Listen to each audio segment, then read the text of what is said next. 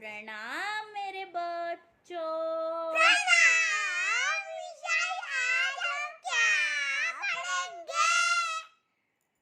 आज हम पढ़ेंगे गणेश जी को क्यों कहा जाता है एक दंत। मतलब गणेश जी का और एक नाम है एक दंत। तो उन्हें एक दंत नाम क्यों पड़ा वह आज हम जानेंगे। समझे बच्चों? समझे विषय। आपको कौन सा गाना पसंद है? श्री कृष्ण गोविंद हरे। आपको एक ही गाना पसंद है क्या बेटा? ठीक है, ओके। और आपको? श्री कृष्ण गोविंद हरे मुरारे, हे नाथ नारायण वासुदेव। और आपको? ओम महालक्ष्मी नमो नमः, ओम सुप्रियाय नमो नमः, ओम धनप्रदाय नमो नमः, ओम विश्वजनंदे नमो नमः। Very good. ठीक है, तो मैं शुरू करूँ? हाँ। ठीक है। महर्षि वेदव्यास ने एक बार महर्षि वेदव्यास क्या लिख रहे थे? महाभारत। तो उन्हें महाभारत लिखने के लिए किसी की सहायता की जरूरत थी। तो उन्होंने किससे सहायता ली? गणेश जी से। किससे? गणेश जी। हाँ, तो फिर गणेश जी ने महर्षि से कहा कि एक बार लिखना शुरू करने पर वह रुकेंगे नहीं। महर्षि को अंतिम पद्य तक धारा प्रवाह बोलना होगा। तो फिर क्या हुआ? गणेश जी ने कहा कि एक बार अगर मैंने शुरू कर दिया लिखना तो मैं बिल्कुल रुकूंगा नहीं। समझे? आपको कंटिन्यू आखिरी तक बोलना पड़ेगा, तभी मैं रुकूंगा। समझे? हाँ। महर्षि ने भी एक शर्त रखी कि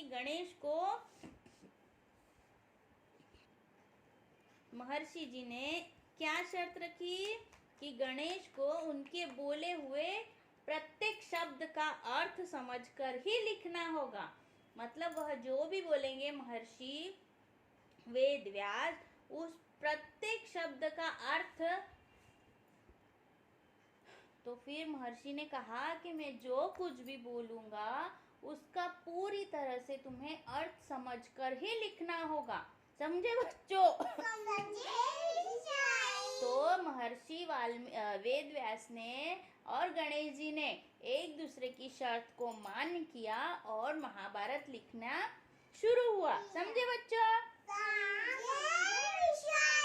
हाँ, तो जब भी महर्षि को लगता कि पद्यों की संरचना में कहीं शब्दों का हेर फेर न हो जाए तो वे कुछ कठिन शब्द कह जाते। मतलब महर्षि वेदव्यास को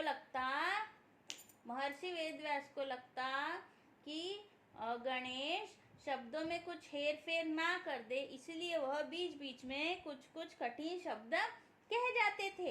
हाँ, समझे विषय। हाँ, जिसे समझने में गणेश को थोड़ा सा समय लगता था। वस्तुतः महाभारत के ऐसे कुछ कठिन पद्य मतलब व्यास ने जो रुक रुक के शब्द बताए उसे व्यास के रोग के नाम से जाने जाते हैं। समझे बच्चों? ठीक है। फिर एक बार क्या हुआ? मतलब गणेश जी तो कंटिन्यू लिख रहे थे और वेदव्यास भी कंटिन्यू बोल रहे थे। तो एक बार क्या हुआ? लिखते लिखते गणेश जी की कलम टूट गई। कलम, पेन जो बोलते हैं ना, पहले कलम होता था, तो वो टूट गई। हाँ, टूट गई। लेकिन उन्होंने महाभारत लिखना बंद नहीं किया। उन्होंने क्या किया? अपना एक जो दांत था वो तोड़ दिया, स्वयं तोड़ दिया और उस दांत को कलम बना लिया और उसे कलम बनाकर वह लिखने लगे। समझे बच्चों? तो वेदव्यास ने लगभग 60 लाख पद्य लिखे, जिनमें 8800 कठिन थे। समझे बच्चों? समझे विषय। ठीक है, जिन्हें समझने में गणेश को बहुत समय लगा। तो केवल महर्षि और उनका पुत्र सुगम ही उनके अर्थ जानते थे। हाँ, ठीक है।